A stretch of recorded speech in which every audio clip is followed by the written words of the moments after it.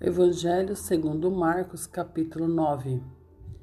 E dizia-lhes também: em verdade vos digo que, dos que aqui estão, alguns há que não provarão a morte sem que vejam chegado o reino de Deus com poder. A transfiguração. E 6 dias depois, Jesus tomou consigo a Pedro, a Tiago e a João e os levou sós, em particular a um alto monte, e transfigurou-se diante deles.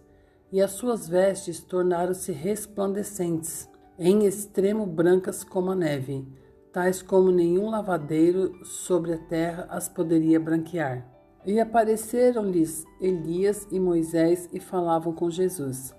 E Pedro, tomando a palavra, disse a Jesus: Mestre, bom é que nós estejamos aqui e façamos 3 cabanas, uma para ti, outra para Moisés e outra para Elias, pois não sabia o que dizia, porque estavam assombrados. E desceu uma nuvem que os cobriu com a sua sombra, e saiu da nuvem uma voz que dizia: Este é o meu filho amado, a ele ouvi. E tendo olhado ao redor, ninguém mais viram, senão Jesus com eles. E descendo eles do monte, ordenou-lhes que a ninguém contassem o que tinham visto, até que o Filho do Homem ressuscitasse dos mortos. E eles retiveram o caso entre si, perguntando uns aos outros que seria aquilo, ressuscitar dos mortos. Interrogaram-no, dizendo: Por que dizem os escribas que é necessário que Elias venha primeiro? E respondendo ele, disse-lhes: Em verdade, Elias virá primeiro e todas as coisas restaurará. E como está escrito do Filho do Homem, que ele deva padecer muito e ser aviltado. Digo-vos, porém, que Elias já veio e fizeram-lhe tudo o que quiseram, como dele está escrito. O jovem lunático. E quando se aproximou dos discípulos, viu ao redor deles grande multidão e alguns escribas que disputavam com eles. E logo toda a multidão, vendo-o, ficou espantada, e correndo para ele, o saudaram. E perguntou aos escribas: Que é que discutis com eles? Em um da multidão, respondendo, disse: Mestre, trouxe-te o meu filho, que tem um espírito mudo. E este, onde quer que o apanha, despedaça-o, e ele espuma e range os dentes e vai se secando.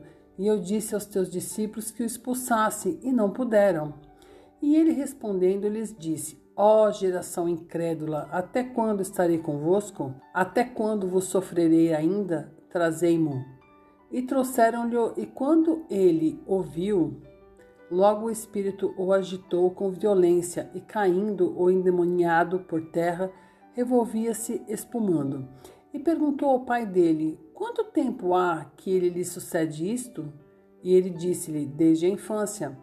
E muitas vezes o tem lançado no fogo e na água para o destruir. Mas se tu podes fazer alguma coisa, tem compaixão de nós e ajuda-nos. E Jesus disse-lhe: Se tu podes crer, tudo é possível ao que crê. E logo o pai do menino, clamando com lágrimas, disse: Eu creio, Senhor, ajuda a minha incredulidade. E Jesus, vendo que a multidão concorria, repreendeu o espírito imundo, dizendo-lhe: Espírito mudo e surdo, eu te ordeno, sai dele e não entres mais nele. E ele, clamando e agitando com violência, saiu, e ficou o menino como morto, de tal maneira que muitos diziam que estava morto. Mas Jesus, tomando-o pela mão, o ergueu, e ele se levantou. E quando entrou em casa, os seus discípulos lhe perguntaram à parte: Por que o não podemos nós expulsar? E disse-lhes: Esta casca não pode sair com coisa alguma, a não ser com oração e jejum. O maior no reino dos céus. E tendo partido dali, caminharam pela Galileia, e não queria que alguém o soubesse, porque ensinava os seus discípulos e lhes dizia: O Filho do Homem será entregue nas mãos dos homens, e matá-lo-ão, e morto ele ressuscitará ao 3º dia. Mas eles não entendiam esta palavra e receavam interrogá-lo. E chegou a Cafarnaum, e entrando em casa, perguntou-lhes: Que estáveis vós discutindo pelo caminho? Mas eles calaram-se, porque pelo caminho tinham disputado entre si qual era o maior. E ele, assentando-se, chamou os 12 e disse-lhes: Se alguém quiser ser o primeiro, será o derradeiro de todos e o servo de todos. E lançando mão de uma criança, pô-la no meio deles. E tomando-a nos seus braços, disse-lhes: Qualquer que receber uma destas crianças em meu nome, a mim me recebe. E qualquer que a mim me receber, recebe não a mim, mas ao que me enviou. Quem não é contra nós, é por nós. E João lhe respondeu, dizendo: Mestre, vimos um que, em teu nome, expulsava demônios, o qual não nos segue. E nós lo proibimos, porque não nos segue. Jesus, porém, disse: Não los proibais, porque ninguém há que faça milagre em meu nome e possa logo falar mal de mim. Porque quem não é contra nós, é por nós. Porquanto qualquer que vos der a beber um copo de água em meu nome, porque sois discípulos de Cristo, em verdade vos digo que não perderá o seu galardão. Os escândalos. E qualquer que escandalizar um desses pequeninos que creem em mim, melhor lhe fora que lhe pusessem ao pescoço uma grande pedra de moinho e que fosse lançado no mar. E se a tua mão te escandalizar, corta. Melhor é para ti entrares na vida aleijado do que tendo 2 mãos, ires para o inferno, para o fogo que nunca se apaga, onde o seu bicho não morre e o fogo nunca se apaga.